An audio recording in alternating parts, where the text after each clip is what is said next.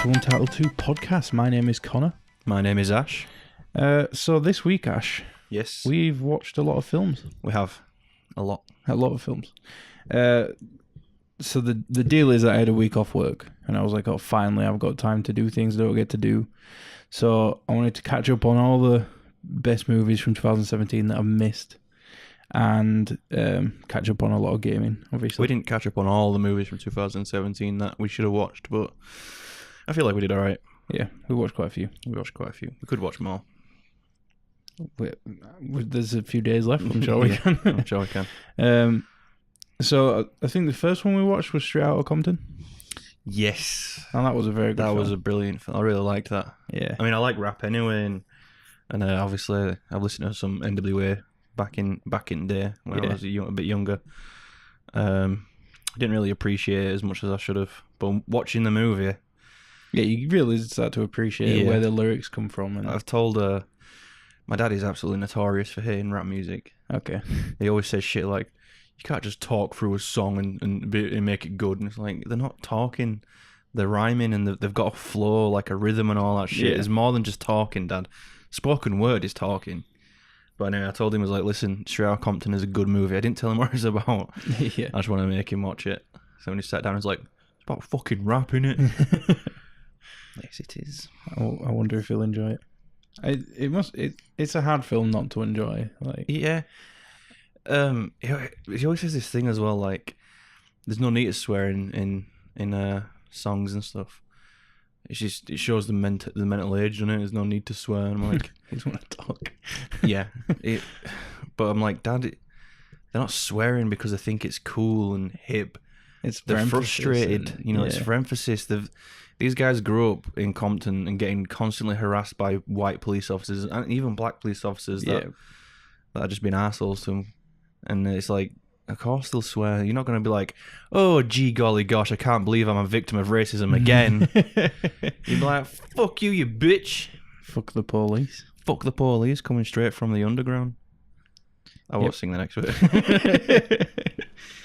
A young African American's got it bad because he's brown. Also, Ice Cube is fucking awesome. I love Ice Cube. Yeah, it's really cool. Welcome to Untitled-2 podcast, where we couple of white dudes talk about black culture like we know it. We talk about because we watched Straight Outta Compton. We talk about the struggles of racism, like we've experienced it. Because clearly we haven't, because we're so white. Yep. No one's ever called me a fucking piece of chalk before. To be fair, when we were in school, because of the area we're in, there was a lot of racism towards white people. There's just a lot of racism in general. Yeah, definitely. It's fucking stupid. I'm not saying, I was so hard done to in school. There's worse things that happened to me than having someone beat me up because I'm white. Now you got jumped by like I did 5 guys who weren't white. Yeah, exactly. But I don't know. I think the fact that we grew up in the area that we did and the time that we did, it made me less racist. Yeah, it's definitely helped because obviously we live in Bradford, which is known as a very multicultural city, which I think is a very good thing because we've grown up around other races and integrated. Yeah, and I think from another perspective, it's hard for us to understand a lot of racism because we're just like, what? We've known these people our whole lives and they're perfectly normal. Yeah, I mean, I could understand racism like on the victim side. Like, I can understand how awful it'd feel being bullied just because you got a different skin color, and it's like not even your fault. Like, it's not even a fault to begin with. It's like everyone's treating it as if it's something you personally did. All you did was get born, and it's like you had no control. Yeah. But I can't understand the mentality of it, hating someone because they've got brown skin or just a slightly darker skin tone than you, or because they're from a different bit of land. Mm-hmm. Anyway, it's so ridiculous. Enough about racism. Although Straight Outta Compton is a very good dialogue against racism. It's a really good film. What else did we watch? We watched The Disaster Artist. But did we watch that before Straight Outta Compton? Yeah, we did. Right, first thing was Disaster Artist. Yeah. That was really... Because your sister was good. with us, and I don't think she'd appreciated watching Straight Outta Compton. I don't know if she'd had the patience for it. Yeah, that's true. But that was such a cool movie. Like, really funny. Because obviously we're big fans of The Room for the experience that comes from watching it with friends and laughing. Like I said, probably in the last podcast or the one before that, one of my favourite phenomena of all time is when a movie's so bad that it's good, that it's enjoyable. Not good, but you like to watch it because you get something out of it. It's enjoyable. Like The Room.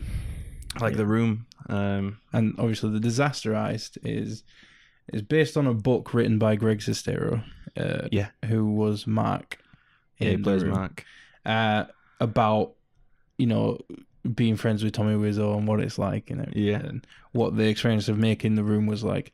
And then James Franco was like, fuck it, come on, little bro, let's play these two ridiculous people. Well, Greg Sestero is not exactly weird, but you've got to be on some level kind of weird to hang around with him. Yeah, I don't know. Like, as weird as Tommy Wiseau is, he's kind of like an authentic, genuine dude. Like, except the fact that you don't know where he's from, you don't know how old he is, and you don't know where he got all his money. There's only theories out there, and apparently he's acknowledged a few times that he grew up in Europe somewhere. Yeah, he said that he was born in America and he grew up in Europe. But there's supposedly evidence to suggest that he was born in Poland. Poland, yeah. But it's not a Polish accent either. Like, that accent is... maybe he just grew up in Europe, like all of Europe, and got all the accents at once. Yeah, I don't know. Apparently, his last name is French, and I think he might spend some time in France or something. Because I assumed it was a French actor/director. Yeah, I was gonna get your girlfriend to try and account for him. Like, look what you did. Yeah, but I don't know. It started off really like never thought Tommy Wiseau was an arsehole or anything like that. I just think he wasn't he was not very self-aware. Yeah, exactly. He has good intentions. He's just not aware of himself, and that's what resulted in The Room. But watching the movie, he just seemed like a really nice and genuine guy who really cared. He just really wanted to make a film, and he had he had good morals and stuff like that. During the filming process, he kind of turned into a bit of a Nazi. Yeah, it was again, slightly unpleasant with certain people. But. Again, I'd chalk that down to him being unaware. Yeah, because he just he quoted like Hitchcock used to fucking absolutely terrorize his actresses and his actors. Yeah. That famous shower scene in Psycho, like the fucking guy stabbing the knife was apparently him, and he was like trying to make her scared and all that shit. Yeah, and she was genuinely terrified. And he quoted something like that, and that's what he was trying to do by being an asshole, and he just wasn't aware. It's not a cool fucking move. It wasn't just that though. He found out that his crew were like laughing at him behind his back, which was making him angry and putting him on edge, and it was very weird. It's very weird how the events of his real life were reflected in the movie. Yeah. Because he recorded everything in the movie so he could have evidence, but he also did it whilst filming. He recorded the crew and all that. Yeah. And it was like, wow. The Room is literally just his life. There's some scenes in it that I'm like, I think like the script had took some liberties with the story to make it more entertaining as a film rather than just being a documentary. For example, the scene where he's trying to get the line right, where he goes, "I didn't hit her, I did not," and throws the bottle. Yeah. Like that scene was like 10 minutes long of them just shouting his line at him because he kept forgetting it. Yeah.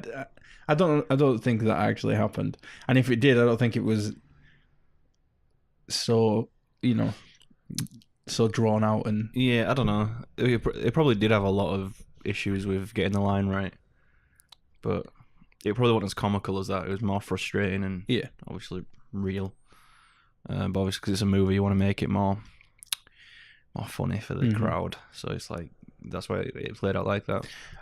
There's one thing that they did in the film which I think is really clever, and that is like they show the filming of like the most memorable scenes, and they'd have the crew like asking the questions that we asked the first time we watched The Room. Yeah, like when they're filming the sex scene, And they're like, is he fucking her belly button?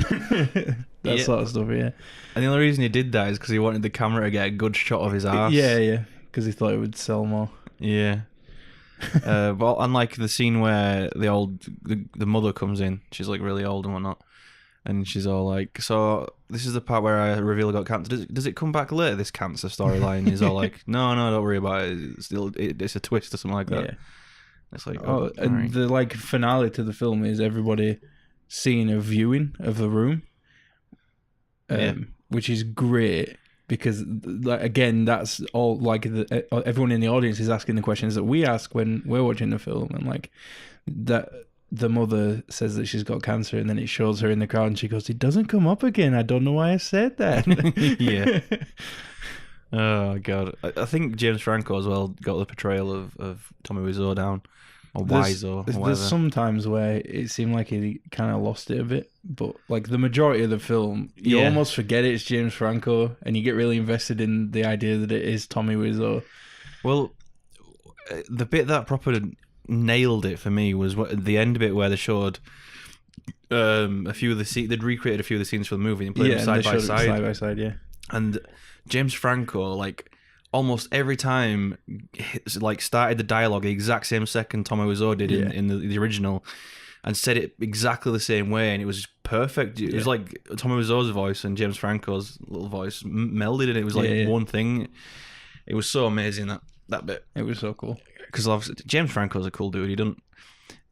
I feel like he's not in it just for the fame. Like, he's got a genuine passion for making movies and acting and stuff, and so he puts a lot of effort into his roles. And I'm glad he put as much effort as he did into this one, because it was just it's probably one of his best films. Yeah, I don't know. I fucking love it. Where my favorite line is just where Tommy Wiseau saying, "I'm fed up with this world." I like how there was like a little backstory to the "You tear me apart, Lisa." Yeah. Like he saw it in an old film, and he was like, "Wow." Yeah, I would definitely recommend Disaster Artist for anyone who's seen The Room, which isn't a lot of people. I tell everyone that I talk to, I was like, if we're talking about movies, I'll ask if they've seen The Room, and they'll say no, and I'm like, "Oh my God, it's so bad, you need to watch it." Yeah, it's one of the worst movies ever made, but watch it. Just watch it. You'll love it. Yeah, I do really enjoy watching The Room. Especially when I find out that, like, if somebody comes over and I'm like, "Have you seen The Room?" And they're like, "No." And I'm like, "Yes, I get to watch it with somebody else." And then you find yourself not watching the movie, just watching the other person's reactions, like, with wide fucking eyed and all that, like. Yeah, that's definitely how it goes. So let's move on from The Disaster Artist to another film we watched, which I personally found quite hilarious, which was called What We Do in the Shadows. Yeah. So basically, it's like a documentary style, if you think like The Office, that kind of thing. Yeah. Where there's like cameramen following somebody around. It just so happens this person that they're following around and documenting is a vampire. German vampire, I think. They seem to be all German, but they're all living in New Zealand. They live in New Zealand. So it just sort of starts off with this guy rising out of the coffin and like throwing a look at the camera, and then he gives you a house tour and like introduces you to his vampire roommates. And it's just really funny. There's so many, like, none of it seems to have a point to it. It just goes from scene to scene with no rhyme or reason for any of it, but each scene is just hilarious. And there's a bit where, my favourite bit in the film, they get these New Zealand police officers come over, and somebody's just... Yeah, because a vampire hunter broke in through the basement window where the oldest vampire sleeps. I think they said it was 8,000 years old or something like that. And they killed him. And it sleeps in a coffin. So the vampire hunter jumps through the window, or crawls through it. And Peter is called, the vampire, throws his big, heavy stone tomb lid at him and kills him. But instantly gets set ablaze by the fire, the light from the window. Yeah, the light from sunlight. And then that's why the police are there, because they had noise reports. Yeah, they heard the screaming and the glass breaking and stuff. So the police come to investigate, and they've got like semi mind control powers Like, one of them's really good at it, and one of them's not so good. And the one that's not so good says, "You will notice nothing out of the ordinary." Yeah, and the police officer turns around and is like, "I'm sure we won't, I'm sure we won't." Yeah. And they're like going to the kitchen where everyone's froze like mid-battle. Because they're all fighting, and one of them's like up on the wall in the corner. Yeah. And then and they just don't notice at all. It's hilarious the way like they talk around it. And then they go down to the basement where the crime was. And I think one of them says something like, "Do you see what I see?" And it was the dead body on the floor and stuff. And he goes, "Well, back in the kitchen, there was all like, oh my god, there's no smoke alarms in here." And then when they go down to the basement, and and one of them says, "Do you see what I see?" And you think, "Oh shit, they've seen the dead the dead bodies." All like, "No smoke alarms down here either." And then the one that's good at mind control says, "Yes, there are." And he goes, "Yes, there are. I see them." There was no breaks. We just all like, "There's no smoke alarms down here." "Yes, there is." "Yes, I see them." It's so good. Oh, I could watch that scene multiple times. Yeah, it was a funny scene. I really like that. It was quite a funny movie. I wasn't really expecting much from it because you said you went to watch it and I never heard anything about it. So I was like, fair enough. Well, I'd heard that it was like one of the best comedies from last year. Right. But that's all I knew. I didn't know it was like documentary or anything. And we like started it up and I'm like, is this the film that I thought it was? Well, we started up and was all like, is it in German? Yeah. Oh my god, it's in German. And then they all spoke in English, so it was fine. It was just the text is in German. Yeah. For some reason. What did we watch after that? I don't know if it was after it or before it, but we also watched The Shape of Water. Yes, we did. Because Oscars. And Guillermo del Toro. Yeah. I love me some Guillermo. I'd never heard of it, and then I heard like it was up for like the biggest Oscar or whatever. I don't know. I heard of it, but I didn't hear anything about it. So I was like, "Well, what's this?" So I googled it, and there was a picture of like a fish man that looked a lot like Abe from Hellboy. Maybe Abe. Guillermo del Toro also.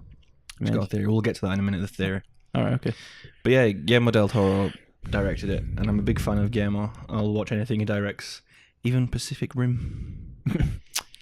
But yeah, I knew it was going to be like a romance movie right off the bat. But like, if I didn't know that, the way it starts up and everything, I would have thought that it was going to be more typical Guillermo actions type stuff. Yeah, it was very strange.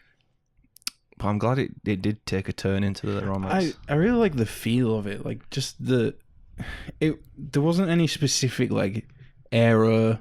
There wasn't like, yeah, you know what I mean. Like there was nothing identifiable about it. It was just like its own era, its own feel. All you could tell was that it was before our time. Yeah, yeah. But yeah, it did feel unique. Mm-hmm. It had a sort of, I don't know what the word is for it, but you know, like when they're portraying like an old time, say the 50s, but everything's super like happy and vibrant and almost like a paradise. Mm-hmm. It had that sort of feel to it. Like, you know what I'm saying? Like it was very quirky in some areas. Definitely. I'm sorry about that. Don't know what that is, but yeah, I don't know. I really like the movie, and I can see why it's up for an Oscar. Mm-hmm. I forgot her name. The girl, the main character. Yeah. I don't even know if she's like properly deaf in real life or not. I mean, mute in real life or whatever. I did that when we were watching it by accident. There was a scene where like an alarm went off, and Connor was like, "How can she hear it?" And I'm like, "Because she's not deaf. She's mute." No, like the second I said it, I was like, "Oh, you fucking idiot! What have you done?" But yeah, I don't know if she's properly mute in real life or anything like that, but she plays it fucking well. If she's not, it convinced me. She was just a brilliant actor altogether for somebody who had no lines. Yeah, it was really good. There's one thing I'm really upset about though. How would you audition for that with no lines? I don't know. Maybe it's sign language. Maybe she just needs you just audition for it. Most of the visual in an audition. She'll probably have to audition alongside. Yeah, act alongside someone. I imagine. I don't know actually, but I feel like the guy who played the Fishman, is the same guy that played Abe, because he's worked with Guillermo del Toro a lot, and the reason he played Abe was because he was a former contortionist. Yeah, and he could get that like creepy movement out and like make it feel like he's underwater sort of thing. So I feel like it's probably the same guy. Could be. I haven't actually checked, but if it is, then that I imagine Del Toro would have had him from the start, so he would have been there to act alongside. Probably, it might have been like that. But it was a fantastic movie. I don't want to spoil too much of it. No, it's just watch it. I mean, it's good. It's a very, very good film. There's a really funny review. I don't think you need us to tell us that it's a good film. There's a really funny review on Amazon. Yeah. I don't know if you want to read it. Just let's see if I can find it. Was it on Amazon? You said Amazon. Shape of Water Amazon review. No, I don't. I feel like it wasn't on Amazon. Oh, well, you said Amazon. Anyway, I can't find it. But basically, the guy was just really angry that you never got to see the Fishman's penis. Yeah. I'm kind of annoyed as well, because I want to know how it worked, because he was flat as fuck down there. There was nothing. And then she sort of explained it using sign language, and she just did this like, she like cupped her hands opening in front motion, of her, and then like opened it out, rotated her hands around. And then I spent the rest of the film like just staring at his catching crotch. every moment to look at his crotch and see where the opening was. So his little dick came out of. Anyway, my theory is Abe doesn't look exactly like the sea creature thing in this one. It looks kind of like it, but not exactly the same. Yeah. What if he's a byproduct of that thing having sex with a woman, and Abe is born? So it's actually a prequel to Hellboy. Yeah, which they're making another one of without Del Toro. It must be in the same universe. I don't know. It's got the same creature. It's such a unique thing, though. I'm trying to think of other films that have that like unique feel to it. That like maybe what's it called? A Series of Unfortunate Events. It's been a long time since I watched that, so I can't. It's got like a similar sort of creepy, dirty wallpaper feel. Yeah. Like a grungy aesthetic. Yeah. Yeah, Shape of Water, good movie. What's the next one? The next movie we watched, Alien Covenant. Yeah, it was okay. It was all right. It wasn't fantastic. Predictable. Very predictable. I just found myself really angry at them the whole film. Whilst watching the film, I tweeted my thoughts in that moment, which is, all these people are idiots. Who the fuck sent these morons to space? It's typical Ridley Scott, though, isn't it? Like in Prometheus, all these scientists that were like top of the fucking field of their research, right? Top of the fucking game. They go to the planet. One guy's like, "Oh, it's got oxygen." Takes his helmet off, and it's like, "You fucking dickhead!" Yeah, I know. And everyone's like, "Oh, he's not instantly dead." Takes their helmet off. Yeah, it's one ridiculous. Guy is a geologist. He gets lost in a cave. Another guy is a fucking xenobiologist. Messes around with the fucking creatures that slithering around that don't even have faces. Yeah, it's absolute fucking horse shit. Well, the way it happens, like the way shit ends up going down, is a couple of guys spot up to some no good. weird, like fucking started making trouble in the neighborhood. This little fucking mushroom with a sphincter on the top it's some of it, sort of fungus, isn't it? and they get right up in it, like fucking nose on the sphincter, and then prod it, and what do you know? Spores, infection, aliens. Yeah, then it vomits up a fucking mini little pre-xenomorph. What I really, really like about that film is the insight it gives us into where the xenomorphs came from. Like, because if you watch all the other alien films, it's like, oh, these are just aliens that are out there. But this gives us like a backstory, still like not an origin story of the aliens. I'm still not 100% sure on the origin of the aliens, because in Prometheus, I'm sure it was implied that the Prometheans were genetically modifying creatures to create like the ultimate killing machine, so they could drop it on a planet and wipe everything out. And they were going to do that to Earth, I think. So Prometheus is before this one, isn't it? Yeah, Prometheus is the prequel to this prequel. Yeah, okay. So what I don't get is, in Alien Covenant, the aliens are like proto-aliens. The xenomorphs are proto-xenomorphs. They're like fleshy, gross versions of xenomorphs.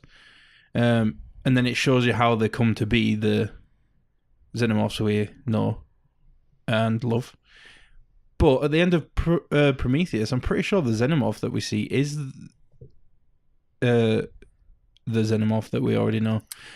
But if it hasn't gone through the process that it went through in this film, how could that be? I think it was the typical xenomorph. Well, it wasn't the fleshy fucking proto-xenomorph. It was definitely black, I remember that. I don't know. It's been a while since I watched Prometheus. I've seen it twice, and I was absolutely devastated that I watched it a second time, so I haven't seen it since then. Yeah. I think you only watched it a second time because you watched it without me, and then you were like, watch this shit film. I like to do that a lot. If I experience an absolutely abysmal movie by myself, I'll make. It's only fair. You've got to go through it as well. Yeah. I watched Divergent, and I was like, mate, it's only fair that you go through it too. You did that too. And I made you watch that. It's such a shit movie. So shit. So there's one other film on the list that we watched, which is Star Wars: The Last Jedi. Yeah, we watched that. I'd like to say I'm going to avoid spoilers, but I only waited this long and I was already getting spoilers all over Facebook and shit. So clearly everybody else in the world thinks it's all right to start spoiling shit. So, I mean, if you want...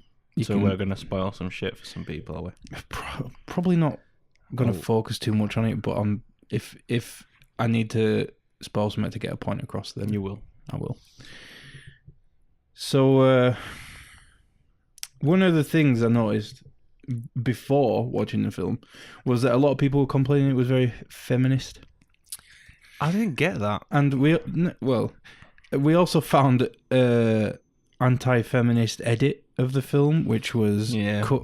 It's like 2.5 hour film, and the anti-feminist version, which apparently cut out all feminism, etc., was only 48 minutes long. And I saw a lot of like heavy or female women win, stop mansplaining, all this other shit. I saw a lot of that in the film, but I don't think it was that much. I don't think it spoiled the experience for me. And I don't think it was enough that if you removed it all, it would be a 46-minute long film. Is it like such a fucking awful ordeal to have a female character in a movie? No, I don't get why this person was so annoyed about it that he had to butcher the film because he's just to be able to watch it without feeling uncomfortable. He's an angry little virgin. That's probably why. But fucking, so they had some female characters who were quite important. So fucking what? It's like any movie that's got a female lead, a fucking feminist movie now. Yeah, innit? So maybe they did a few auditions for that specific character, but a woman came in, auditioned, and was like, you know what, she's fits the fucking role. Let's get her and do it. Could have been a guy. Yeah, I don't understand why suddenly this feminism thing is so fucking like it's either a deal breaker or a deal maker for different people. I know. I don't understand it. Like I've always liked strong female leads ever since I started getting into like movies and video games and stuff like that. I like a good female character. Yeah. But suddenly it's like everything's got to be female, and if it's not, it's misogynistic. And then on the other end of the spectrum, it's like if anything's female, it's the epitome of feminism. It's like, can't we just be nice? I agree.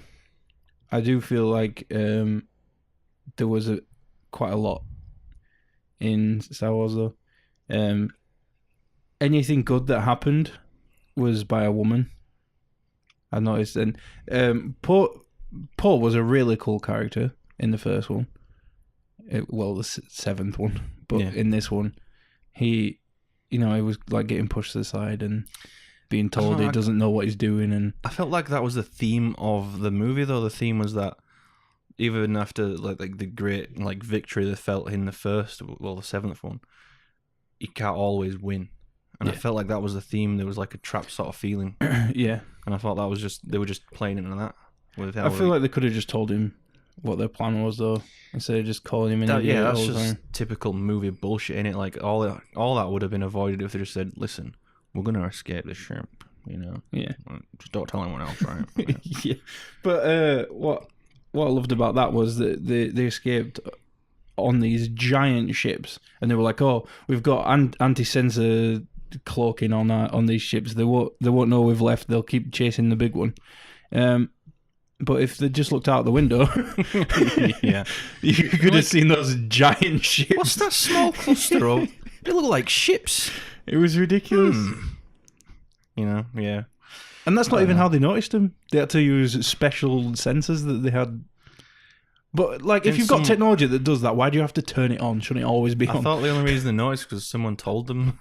No, somebody told them, and then they were like, "Let's confirm that." So we confirmed it with our special sensors. But if you've got special sensors, just turn them on. Well, I just opened the window and yeah, exactly. I could see him.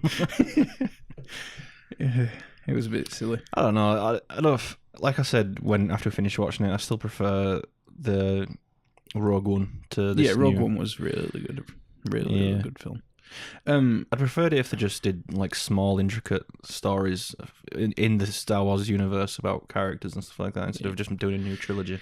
Well, I had this weird feeling after we watched the film that I'd just spent 2.5 hours watching the film and not much happened. It didn't feel like much happened at all. It did not feel like the story had progressed. It was kind of, I don't know. The Empire was chasing one ship the whole film. Meanwhile, Rey's off doing some shit. Finn's off doing some shit. But nothing's really happening. Literally, all that happens, right? At the end, they stop being chased, that's it.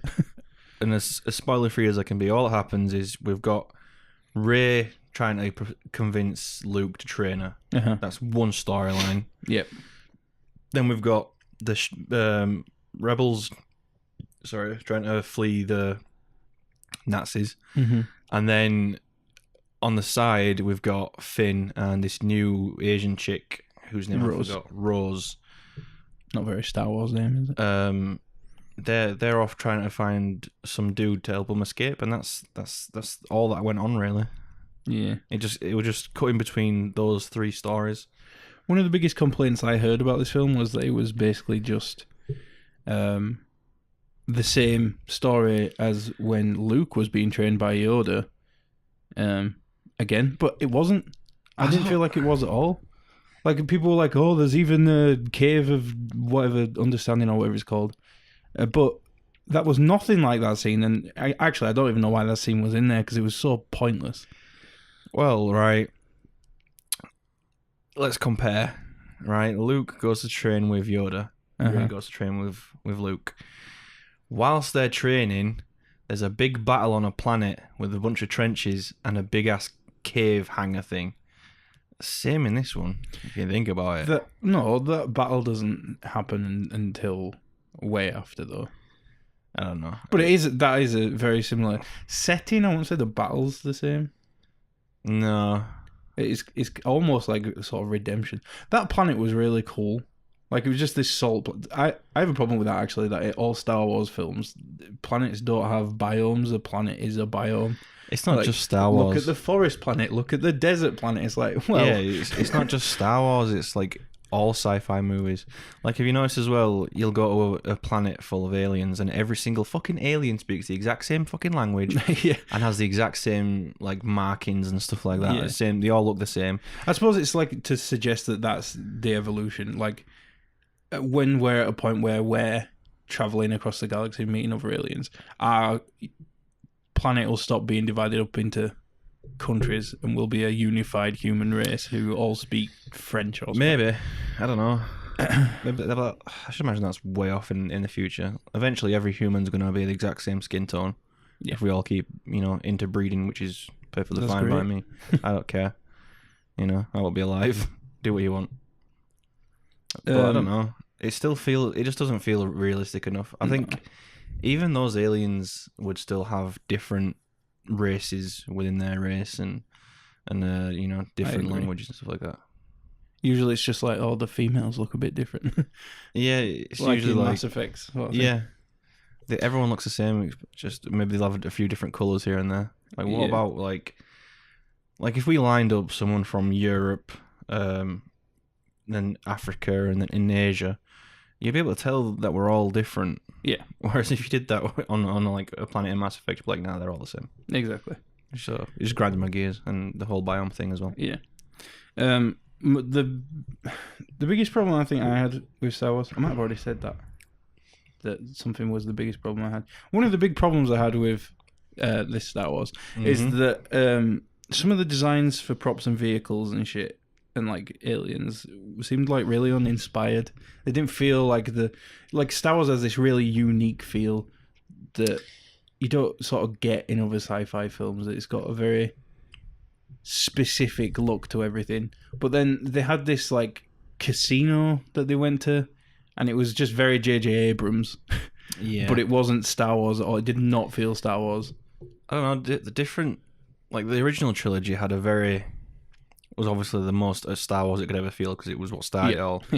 It was very, you could tell they didn't have a lot of budget, and they were just finding bits of PVC tubing and taking hoovers apart to make guns and stuff like that. But that was a really nice aesthetic. And then obviously the prequel trilogy, everything was all CG to shit. Everything had, because obviously they could have more polys and shit. Everything was all fucking curved when it was CG'd and whatnot. This one kind of mixed the two, I felt like. I don't know, even the CG stuff in the prequel trilogy felt Star Warsy. But this casino scene, I felt like I was watching something else. It did not feel like I was watching Star Wars at all. They were just like, I'm not well versed enough to explain why it was so off, but there was just something very un-Star Wars about it, I suppose. There was also an appearance from Yoda in this movie. Yeah, which was strange. And they used the original Yoda puppet. I don't think it was the original. I think it was a recreation. But if they it was very similar. If they recreate it, why couldn't they like update it with? It was just like how the old one was, like really rubbery, and you could tell some guy's fucking hand was up his ass. Yeah, you really could. It was a bit silly, but I can see. I said this when we were watching it. Like the hardcore fans would be happy to see that old raggy fucking Yoda puppet again, and the like poser fans. That's a bit of a weird thing to say, but like. The people that don't have their own opinion, but because there's someone out there that would enjoy it, they're like, oh, I enjoy it as well. They will be like feeding off what the hardcore fans want, what they think is a good thing, and they'll say it's a good thing. So really, by using that shitty puppet, they're catering to the majority of the audience. Yeah, but they could have made a new puppet, right, that was half practical and half CG. They could have CG'd some really cool shit, like facial animations and that. They could have done it on that, but then like the arms and other stuff was more practical. Yeah, you know. Well, they could have just used the puppet as mocap. Honestly, on CG, so it was sort of like felt the same. I never thought there'd be a day where I said I prefer something from the prequel trilogy. I prefer how Yoda looked in the prequel trilogy. It wasn't bad, was it? He looked more human than a fucking rubbery puppet. Yeah. Well, more lifelike. Yeah. Yeah, I don't know. Overall, it was an okay movie. I'll probably watch it again. You know, I won't mind, because every now and then, like once a year maybe, I'll do a Star Wars marathon. Yeah. Where I'll watch in order 4, 5, and then 1, 2, 3, and 6. And I don't mind adding this to the marathon list when obviously when the next one comes out. So they're not bad movies, but they're not the best. Yeah, I agree. One last thing on that. So there was a question that was raised due to a scene in the film that I'd like answered. So there's a scene there's a few scenes where Rey and Kylo are just talking to each other from opposite ends of the galaxy. And then there's a scene where they touch hands from opposite ends of the galaxy. And immediately I turned to you and I was like, Does that mean they can have sex without even being near each other? Oh, that'd be amazing. Like, can Jedi actually just like have sex from opposite ends of the galaxy? Yeah. I feel Somebody like get Abrams on the phone. I feel like they're setting up some sort of like romance between those two with that. It does seem like it. There was a lot of. I noticed there was a lot of teasing as well about like. First in the trailer, there was a lot of teasing about whether or not someone's going to turn into the dark side. Ooh. Yeah. Made it seem like Rey, and then obviously they had this little connection where they were talking to each other from different ends of the galaxy.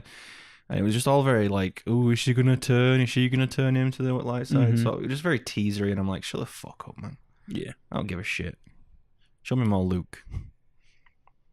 Daddy Hamill. See, that was... it's a bit too spoilery to talk about, so I'll just talk about it with you later. There was just something weird about what happened to Luke at the end of the film that was kind of pointless. Because if he wasn't doing what he was doing, and the things that we thought had happened actually happened, the result would be the same, so what's the point? Yeah, kind of like the old Indiana Jones little paradox thing where... I forgot which movie it is. The one where the Germans are trying to get the what's it called? Not the Holy Grail, the other one. The big fucking golden, like... Is it called the Ark? Yeah, the Ark of the Covenant. Yeah. And, like, if you take Indiana Jones out of the movie, everything would have happened the same. Or was it like, if you take Indiana Jones out of the movie, the Germans never would have discovered the Ark of the Covenant, and because he was in the movie, they got to it. I don't know. But anyway, yeah. Let's move on from that. Okay, I've got a few small things I want to talk about, and then we'll move on to a game which I believe you've got prepared. I do have a game prepared. So, number one, Afro Samurai live action movie is happening. Really? Yeah. Is Samuel L. Jackson going to be in it? Right, here's two things that need to happen for me to get excited about this film. A, it needs to be actually Samuel L. Jackson. I don't care how old he is now, he's got to be the person playing it. I don't know. I mean, he is really old now. Well, I mean, they could just CG him the entire film and have him mocap himself. Second thing that needs to happen is it needs to be in the style of Kill Bill. You know, that really like spaghetti western type thing. I don't know if I agree with you on those two. It definitely needs to have Samuel L. Jackson in it at some point. A cameo. I would love Afro Samurai. He has a little teddy bear, doesn't he? In the style Samuel L. Jackson should just voice the teddy bear. Yeah, that'd be amazing. I think if they try and nail the aesthetic as close to Afro Samurai as possible, then I'll really enjoy it. I think if they try to be as close as possible, they'll ignore the fact that it's an anime. It's going to be cringe if you put real people in those situations, and you've got to take them away from that. And I think the best way to do it is like Kill Bill, Pulp Fiction, spaghetti western style. I don't know. I think it'd just be really cool if they put a lot of effort into it with the camera angles as well and stuff like that. They try and nail the feel of the anime, then I'd be happy with that. And I don't mean like try to nail. They have to nail it. Yeah. Like if they try to do it, it don't come on, pay off. There's 1,000,001 ways it can go wrong, and there's only a handful of ways it can go right. So I hope God is with the people making this show. I don't know. I think it'd be pretty cool. Next thing. Okay. So you know the game Limbo, indie game, and Inside, made by the same developer. But I really like those games. They are very good games. So the developer, who for some reason I didn't note down the name of, but I'm sure you can find it. They're taking pre-orders for a special edition box. I don't know if it's got both their games or one of the games or an upcoming game. But it costs over $300. And to create this box, this mystery box, we don't know what's inside it. It's about the size of like your standard box present, you know, like a standard parcel. Yeah. So we've seen the box and the size of the box, but we don't know what's in it. They're not telling us what's in it, but they've told us who they've partnered with to make what is in it. Mm-hmm. Real Doll. Real Doll? You know, the sex doll manufacturers who make the very realistic sex dolls. What's in it? I think it's a head. A head. A human head. A very realistic human head. For nearly $400. But why? That's weird. Why? Yeah, exactly why, actually. That's a very good question. Like, what's it got to do with Inside or Limbo? Unless they're making, like, a realistic version of the thing you become inside. That big fucking amorphous blob. Yeah, that, like, testicle That's what I was thing. thinking. Like, what iconic thing would it be? Maybe it's to promote an upcoming game. Maybe.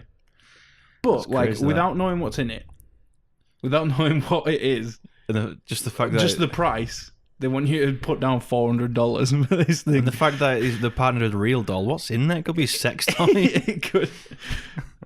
Maybe they're just like, fuck games, we're getting into this now. It's ridiculous. I'm going to have to keep tabs on that, see how it develops. Yeah. So, next on my list, there's this thing I discovered because it was targeted at me on Facebook called Azana Band. And I can't tell if it's real or not. Band. It's this collar that you put on alongside your VR headset, your VR shit. Yeah. And it can use vibrations to simulate the feeling of being happy, you know, the way your pulse would be if you were happy. It can simulate pain by using electroshock into the pain center of your brain. So it doesn't actually electroshock you, but it tricks your brain into thinking you're being electrocuted, I think.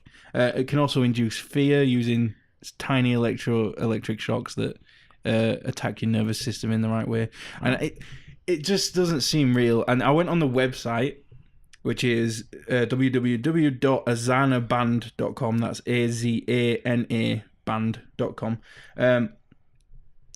It looks like... a trailer for Black Mirror or something. It's very Black Mirror. It's very unreal. And then at the top, which is the... Like, I could have believed all this, but if it wasn't for...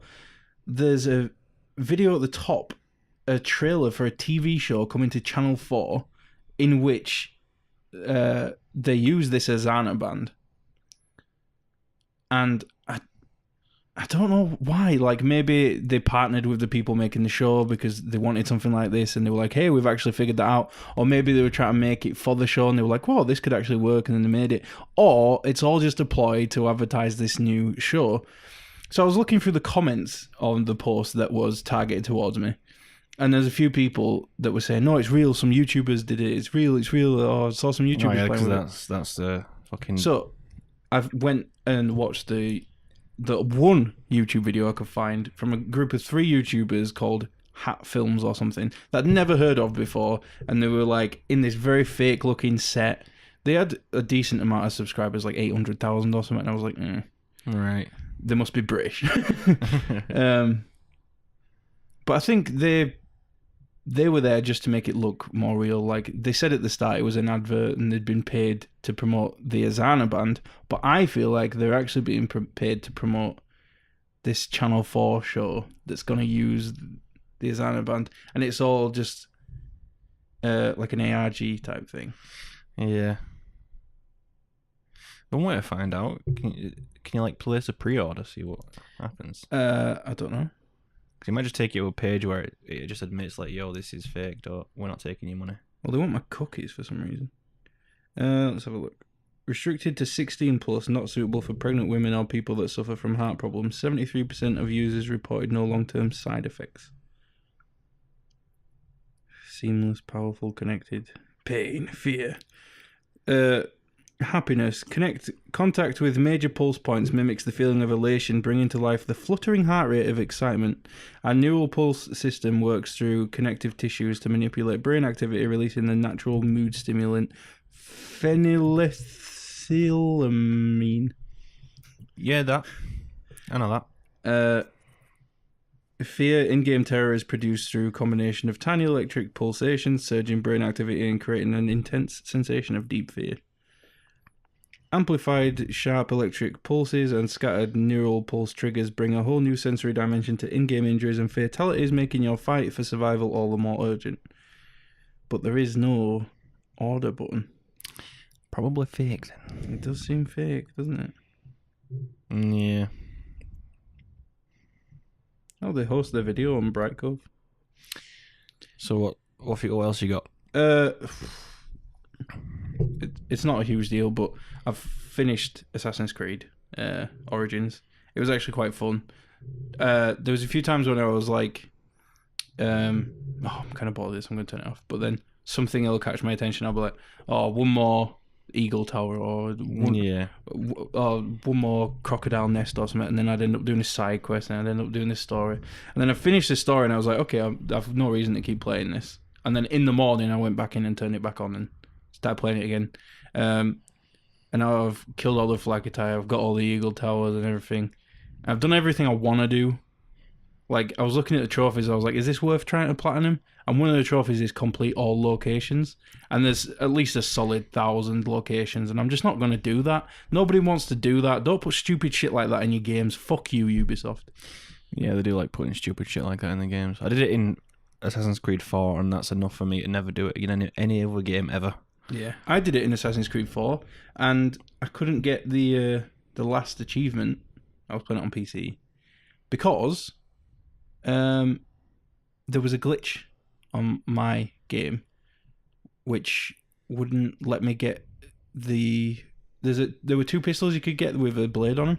Yeah, and I couldn't get those because of a glitch on my game, and it was like the last thing I needed to get, and the only way to fix it was to start again from the beginning and do it all again. Or like hack it. And I wasn't going to do PC, it. So. Be easy as shit to hack it. But then the trophy's not earned, is it? The achievement's not earned. Well, if you've done everything up to that point to achieve it, but it's not giving you it, then once you've earned it, it's glitched. Yeah, I suppose so. But anyway, I like to consider that that's the only Assassin's Creed game I've fully gone out and finished. So. Yeah. I've also fully finished it, apart from the bullshit trophies for fucking going online and getting to the max rank and all that. Yeah.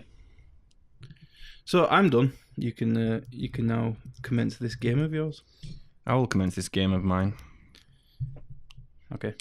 By the way, I just googled Xanaband and it says Channel 4's fake viral marking for Xanabands is scaring the people. Oh, so it's fake. Oh, good. Right, I set up a game. Cue the fucking music now.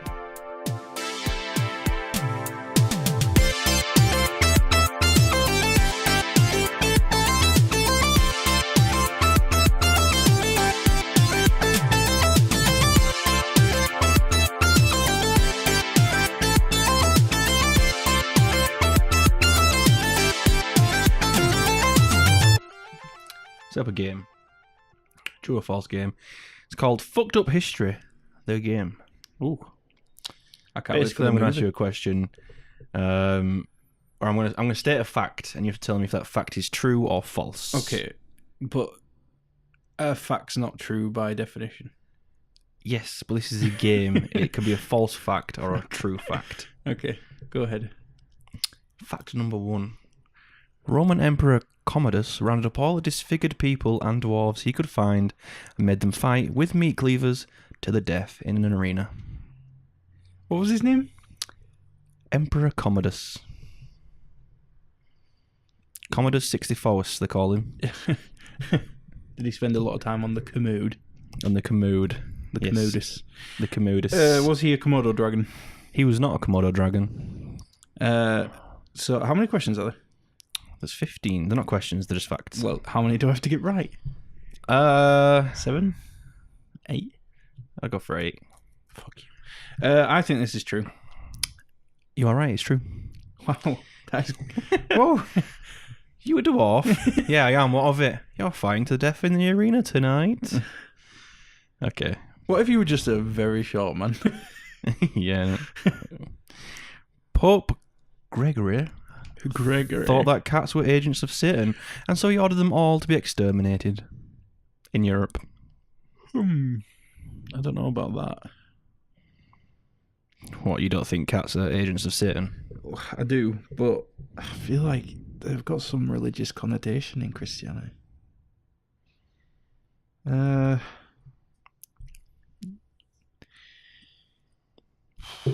going to say fake. It is true. Wow. It's pretty much the cause of the bubonic plague because there were so many fewer cats on the streets that rats thrived thus transmitting diseases easily. 100 million people died because this guy didn't like cats. Jesus. You're going to get this one, but I could not resist throwing it in. Okay. Kim Jong-un is actually from a different line of human ancestors. Yeah, right. Basically, these pre-humans had an extremely delicate joints between the feet and the legs. It's fake. You obviously know it's fake. But I'll give you that one. Is that a point? So I'll got 2 points. Yeah. 2 points. All right. You ready for this? Yep.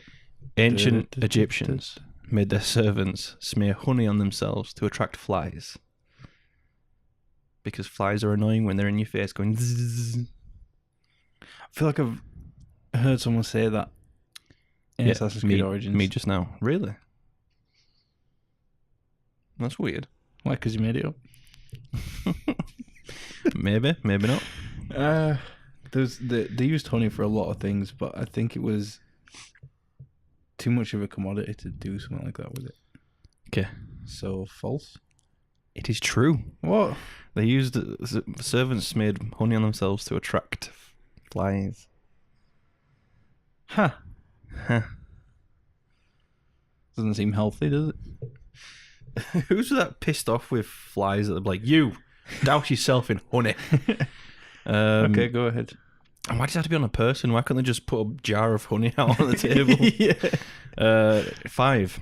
In 1788, the Austrian army attacked itself and lost 10,000 men. This is true. Yeah. I've heard of this before. Like the communications went down or something. Like they didn't find each other, and they saw each other on the horizon. I think they were expecting the enemy to come from there, so they were just like, "Oh, fucking kill them!" And it turned out it was themselves. In the 16th century, wealthy Europeans ate corpses because they believed it would cure illnesses. Europeans. That sounds like something we do. Don't know about us, the Germans, French maybe. Casual racism. That's alright. It's only Europhilia, innit?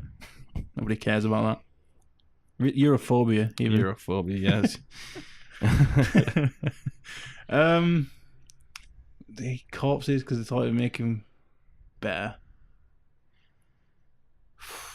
Maybe it does if they've got some like healthy bacteria growing on them. On a corpse? Yeah, maybe. Does healthy bacteria grow on a corpse? Shit can be good for you. If you eat a healthy person's shit, you'll have healthy food cravings. I suppose. That's not true. Don't eat people's shit. You have to have it like implanted. No, but I get where you're coming from with that logic. I don't think it's true. It is true. Fuck's sake.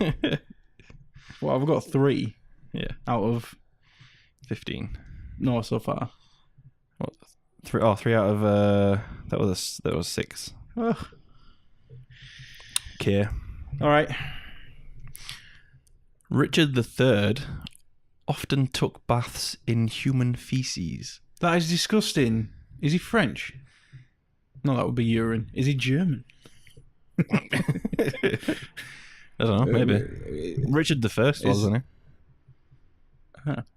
So it's descended from Germans, I imagine. But yeah, took baths in shit. Okay. Why?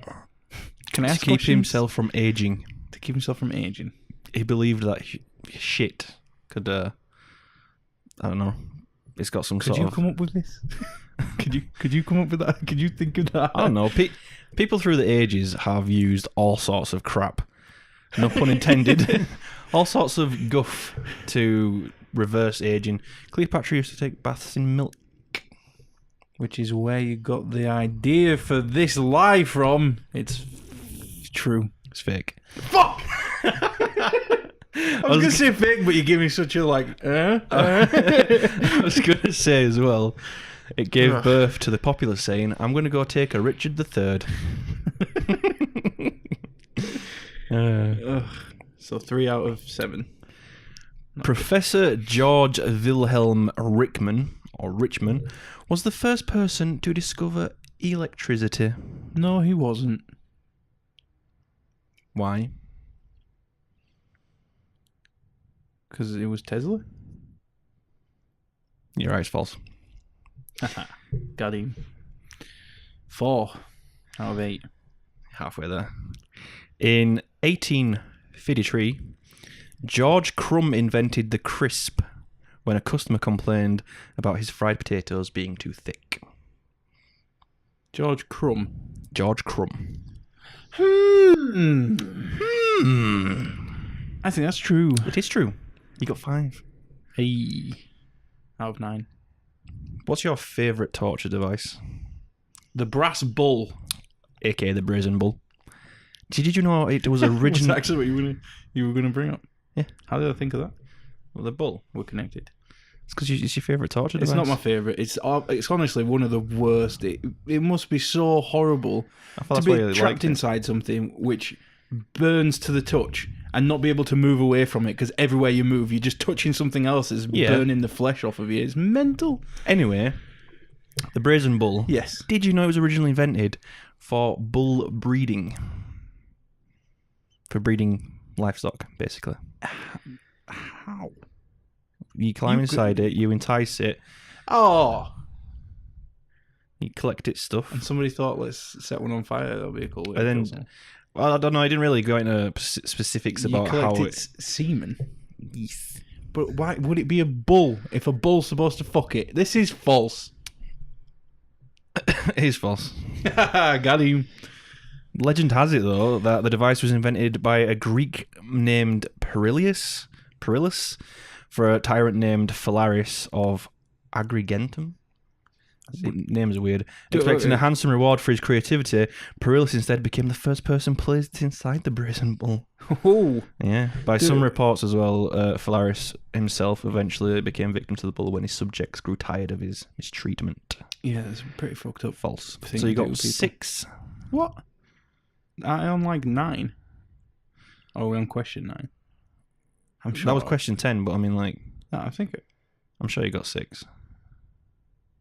Okay, well, I'm only 2 away from 8, so we can go through it again if you want. No, it's I know how bad my memory is, so I'll trust you. It's impossible that I have 9 out of 10. So okay. The D in D-Day stands for dick. Stands for day. Day. Doesn't it stand for doomsday? Does it? Death day. Does it? It's probably something to do with where it is, isn't it? Or like the opera. It's not day. All right. What is it then? I don't know, but that's not. I just have to tell you whether it's fake or true, and I think it's fake. It's true. No way. The D in D-Day stands for day. Day. Why? It's something to do with how they did the operations. Everything was like day 1, day 2, day 3, or something like that, and eventually D-Day just ended up being a D-Day. I don't know. Wait, what? The original. They didn't use hexadecimal, and they eventually got to D. It was originally called Project Overlord. Okay. Yeah. Yeah, I'm pretty sure one of the Xbox has been called that at some point. It's still on 6 then, yeah? Yeah. The Leaning Tower of Pisa was intended to be leaning. Not true. You're right, it's not true. However, it has been leaning since it was built. Yeah. Apparently, it started leaning halfway through the construction, and then like 100 years later, they finally finished it, and it was just leaning. We got 7. Yeah. In medieval times. Knights would urinate on their swords because they believed fear was kept in the urine, not ing. In your ring. In your ring. And I felt like it was a good way of inflicting fear on anyone in the fort or something. I don't fucking know. It was medieval times. It's disgusting. I feel like there is a practical use for doing that, but I don't think it's to strike fear into your enemies. What practical reason would there be to wee on anything? I don't know, some kind of like lube. Helps you get it in and out of the scabbard quicker. It's not on this, but it's not true that urine helps with stings and stuff. I know. It's actually the opposite. It can infect it. Yeah. True or false? I don't know. This sounds true, but what was the last one? Was the last one true or false? Last one was false. Leaning Tower of Pisa. This one's true. No. Is that what you said? It's true. Yeah. Yeah, that's what I said. Okay, it's false. All right. Still on 7. Still on 7. How many questions are left? 2. So I've got to get one more, and I've got 2 chances to do it. Dentures were originally made from the teeth of dead soldiers. Dead soldiers? Dead soldiers. I'm pretty sure they were originally made from wood. Right. So false? It's true. Really? It's really true. That seems like Last chance. A great way to respect the men who went out. Well, not men who went out to fight for you, because women couldn't go to war unless it's like medieval soldiers. Then maybe they could. I think it was like circa 1700 or something like that. I don't know. Anyway, fair. Last question. Last chance. Before France. Before France. That was a Burger King ad in the airport when we were going to France, and there was a poster for eating at Burger King in the airport that said "Last chance before France," and I was like, "Well, we've got to have Burger King now." All right, last question. The word hooker, you know what it means, right? Yeah, it's another word for shisha. I'm joking. I don't know what you mean. Anyway, the word originated in the Civil War because General Joseph Hooker brought prostitutes with him on campaigns. Joseph Hooker. Joseph Hooker. What a Joseph Hooker. And then eventually the men were all like, "Oh, General Joseph Hooker's coming. We're going to get us some of them hookers," you know what I'm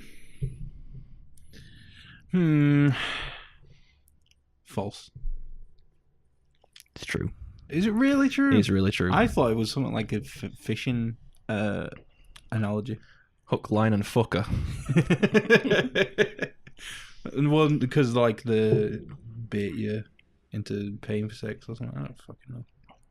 Doesn't matter. It's not true. You did alright there, though. I did all right. No cigar. I needed 0.5 more to get exactly half. So I lose. You lose. We don't usually lose at these, do we? I feel like we want each other to win so bad that we usually just make it a little bit easier. Well, it was either a choice between this or I was going to make a game on whether or not Trump said the following line and just repeat those off. But it would have been so easy for you. You'd have been like, that's something I should say. So, yeah. Yeah, okay. So I went with fucked up history. That was good. I like that one. You should do another one. I'm thinking of doing the search term one again because I feel like there's better things out there. Okay. That we could do. We can do that. But, yeah. Until then. Follow us on Twitter. We're also available on YouTube, iTunes, and our website. But you can find all those on Twitter. So just go at UT2cast on Twitter and you'll find everything you need. It is the central hub of our podcast world. Yep. Thanks for listening. We really appreciate it. And we'll see you next time. Let's go. Piss on our swords.